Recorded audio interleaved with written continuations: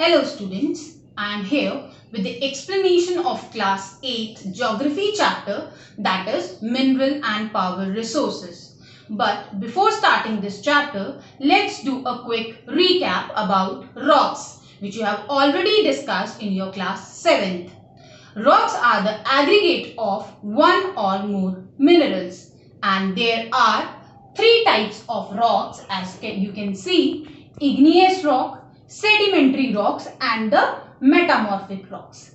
Igneous rocks are formed when molten magma cools down and solidifies. Sedimentary rocks are formed due to deposition of broken rock fragments in the layer. Metamorphic rocks are formed due to excessive heat and pressure inside the earth. And do you know, students, from where do we get minerals? We get minerals from rocks. So let's study more about minerals, as your chapter is mineral and power resources, right? So let's first understand the meaning of mineral and power resources. Minerals gives us energy to do work, while power resources are necessary for running the machines. The food we eat and the water we drink all contains minerals, right? Now, what are exactly minerals then, and how do we get it? Let's see with the help of the picture. So, what are minerals? Minerals are the naturally occurring substance on earth having definite chemical composition. Minerals have their own physical properties like density, color, hardness, and chemical properties also like solubility. Now, let's understand the importance of minerals. Minerals are the backbone of the industrial development. Minerals are necessary for the production of tools, machines, bridges, railway engines, etc. Minerals are also necessary to maintain the health of the people, as you can see in the picture, and they are also used in the manufacturing of jewelry and utensils and coins. So this is all about the importance of minerals. Now let's see the types of minerals. As you can see in the flow chart, the types of minerals. Minerals can be classified into two, that is metallic and non-metallic minerals. Metallic minerals further subdivided into two, that is ferrous and non-ferrous. So let's start with the metallic minerals. What are metallic minerals? Metallic minerals consist of metals. Right? Now what are metals? Metals are hard substances which are good conductor of heat and electricity. And they do luster also. Luster means shine. Let's see the examples of the metallic minerals. Bauxite, manganese ore and iron ore are the examples of metallic minerals, right? Now, next, as I have told you, metallic minerals are further divided into two, that is ferrous and non-ferrous. So, let's understand the ferrous minerals. Ferrous minerals are those minerals which contains iron. So, let's see the example of ferrous minerals. Iron ore, manganese and chromite are the examples of ferrous minerals. Next is non-ferrous minerals. Non-ferrous minerals, as the word indicates, which do not contain iron, right? So, examples are copper, gold and silver, right? Now, next is our second type of our mineral is non-metallic minerals, right? The word itself indicating non-metallic means they do not contain metals. They are soft and they are non-lustrous. For example, limestone, gypsum and mica are the examples of non-metallic minerals, right? So this is all about the types of minerals. So our next topic is extraction of minerals. What is extraction? Extraction is the process of taking out minerals or metals from the rocks beneath the earth's surface so that useful materials can be driven out from them. Minerals can be extracted by, you can see here in the flow chart, minerals can be extracted by mining, drilling and quarrying. Mining has two processes like open cast mining and the shaft mining. So let's start with the mining. Mining, as you can see in this picture, the process of taking out minerals from rocks buried under the earth's surface is known as mining. Right? Now, as I have told you, mining has two processes which are as follows, like open cast mining and the shaft mining. So what is open cast mining? Minerals that lie at shallow depths are taken out by removing the surface layer is known as open cast mining. Second is shaft mining. What is shaft mining? Deep bores are called shafts.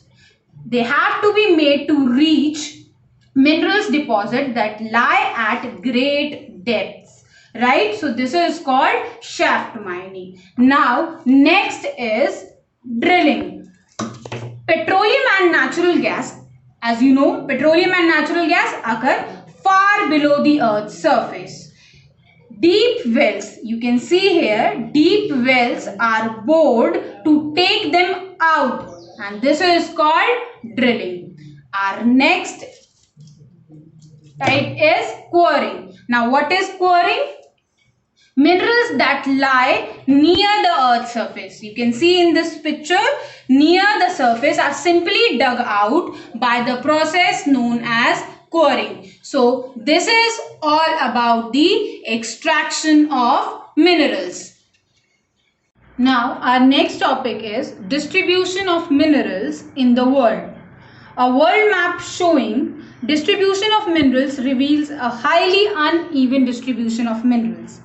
Every country in the world, it is not self-sufficient in every minerals. Some parts of the world are totally devoid of the minerals. Minerals are generally occur in igneous rock, sedimentary rock and metamorphic rock.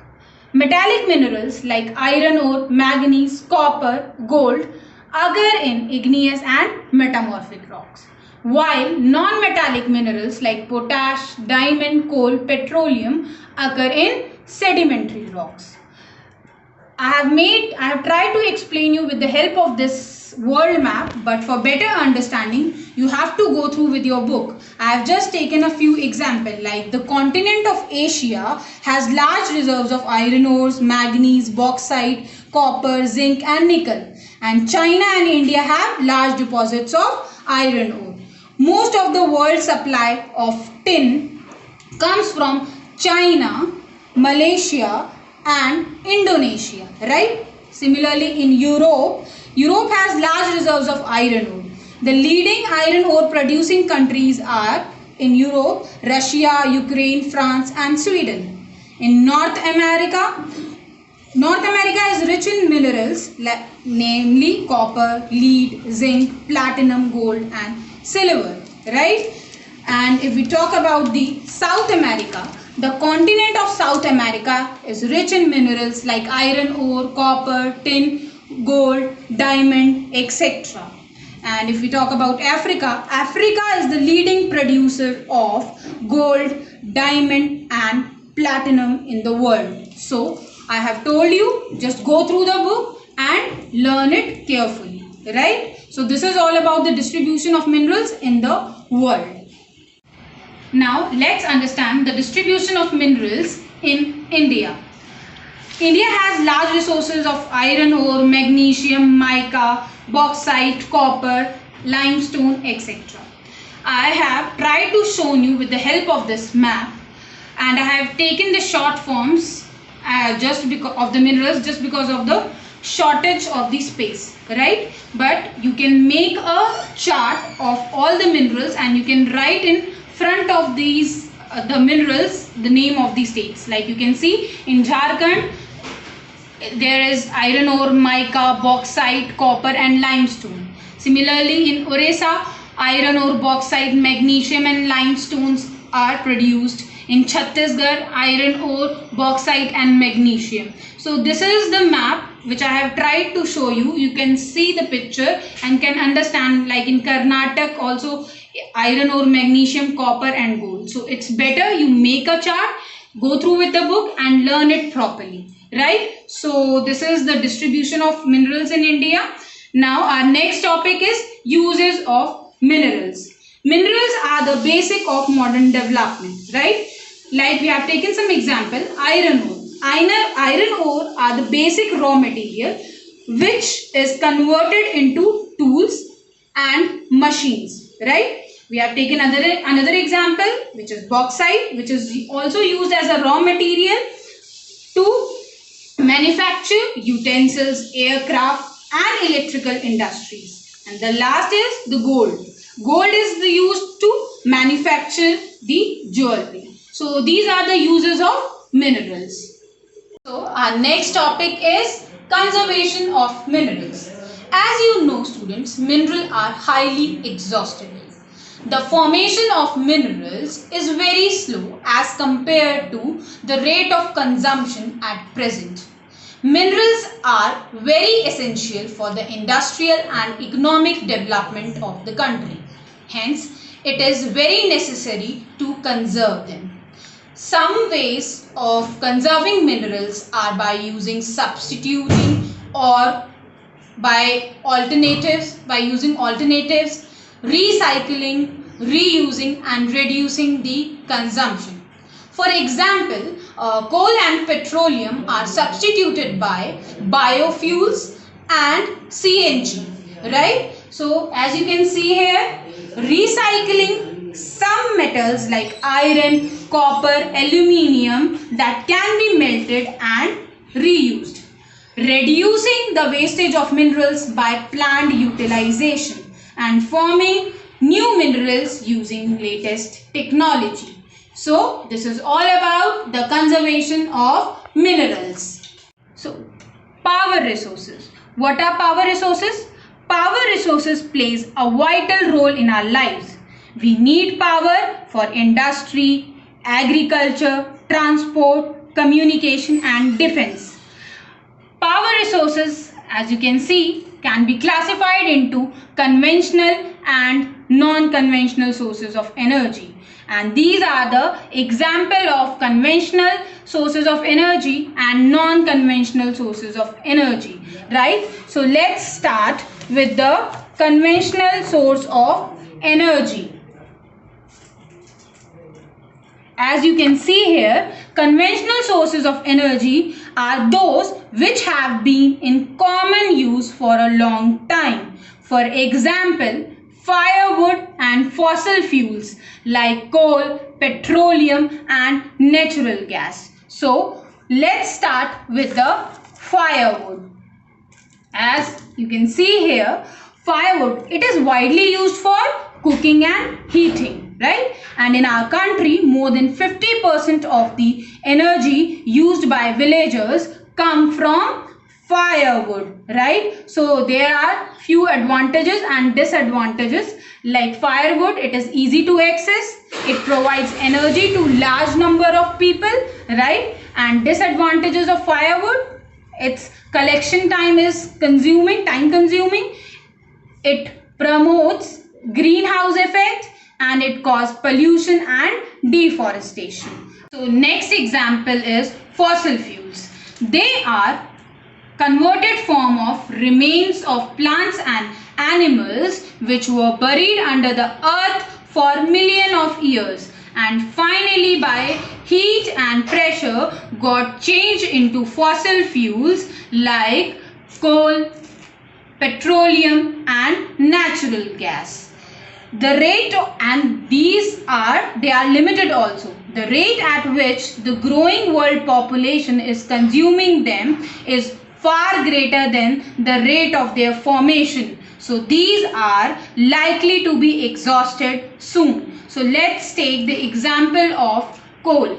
Right? This is found abundantly beneath the earth's surface. It is used as domestic fuel in industries also, such as iron and steel, in steam engines, and to generate electricity also. And students, do you know electricity from coal is called thermal power, right? So the coal producing areas of India are Raniganj, Dhanbad and Bokaro in Jharkhand. So here are few advantages and disadvantages of a coal. They are extensively available, they are efficient conversion to electricity, they pollute the source and bulky to transport, right? So let's take another example, which is petroleum and the natural gas. So what is petroleum? The word petroleum is derived from the Latin word petra and oleum. Petra meaning rock and oleum meaning oil. So what is the meaning of petroleum? Petroleum means rock oil. It is found between the layers of rock and drilled from oil fields located in offshore and coastal areas, right? So they produce a variety of products, like you can see in this picture, like diesel, petrol, kerosene, wax, plastic and lubricants, right? And they are also known as black gold. Why? Because they are very valuable. Next is natural gas. Natural gas is found with petroleum deposits and is released when crude oil is brought to the surface. It can be used as domestic fuel and industrial fuel also. Norway, UK and Netherlands are the major producers of natural gas. And let's take the example of India also. In India, Jaisalmer, Krishna Godavari Delta, Tripura and some areas of offshore in Mumbai have. So our now next topic is non-conventional sources of energy. The increasing use of fossil fuels is leading to its shortage. It is estimated that if the leading rate of consumption continues, the reserves of these fossil fuel will get exhausted. Moreover, their use also causes environmental pollution. So, there is a need for using non-conventional sources such as solar energy, wind energy, hydro energy, geothermal energy, biofuel and biogas energy. So, let's start with the solar energy. Sun's heat and light energy can be felt by us every day. Solar energy captured from the sun can be used in the solar cells to produce electricity. Many of these cells are joined into solar panels to generate power for heating and lighting purpose. As you must have seen the solar panels in our school also, right? So here are some advantages and disadvantages of solar energy. First advantage is inexhaustible, that is unlimited, right? And the second is non-polluting. Disadvantages of solar energy: it is very expensive and diffuse sources get wasted, right? Now our next example is wind energy. Wind is an inexhaustible source of energy. Windmills have been used for grinding grain and lifting water since times immemorial. The high-speed wind rotates the windmill, which is connected to a generator to produce electricity. Wind farms having clusters of such windmills are located in coastal regions and in mountain passes where strong and steady wind blows. Wind farms are found in Netherlands, Germany, UK, USA and Spain. Here are few advantages and disadvantages of wind energy. It is non-polluting, low cost production of electricity once set up, and they are safe and clean. So now the disadvantages: Noise pollution, it creates noise pollution. Windmills costly to set up. It disturbs radio and TV reception and harmful to birds. So this is all about wind energy. Now the another example is nuclear energy. Nuclear power is obtained from energy stored in the nuclei of atoms of naturally occurring radioactive elements like uranium and thorium. These fuels undergo nuclear fission in nuclear reactors and emit powers. The greater producers of nuclear power are USA and Europe. So here the nuclear power station in India are located in Kalpakkam in Tamil Nadu, Tarapur in Maharashtra, Rana Pratap Sagar near Kota in Rajasthan. Right? Now these are the advantages and disadvantages of nuclear energy. It emits large amount of energy, and the disadvantages is it generates radioactive waste and it is very expensive. Now the next is tidal energy. Right? Energy generated from tides is called tidal energy. Now what are tides? Alternative rise and fall of sea water twice a day is known as tides. During the high tides, water flows into the inlet and get trapped when the gate is closed. This water is used to turn the turbines installed in the dam to produce electricity. Russia, France and the Gulf of Kutch in India have huge tidal wind farms. So the next is geothermal energy. It is related to heat and electricity produced by using heat from the interior of the earth. The temperature in the interior of the earth rises as we go deeper. Hence, in most part of the world, the energy is tapped from the hot springs. The steam is used to drive turbines and generate electricity. Right? USA has the world's largest geothermal power plants. In India, geothermal power plants are located in Manikaran in Himachal Pradesh and Puga Valley in Ladakh. So this is all about the geothermal energy. Our next is biogas. Biogas is an excellent fuel for cooking and lighting and produce huge amount of organic manure each other. Harnessing the energy which is stored in depths is both difficult as well as costly. And these are the advantages and disadvantages. Low cost and easy to operate, and it makes use of bio waste. Disadvantages, it causes greenhouse effect. So this is all about the biogas. I hope this concept is clear to you all. Thank you.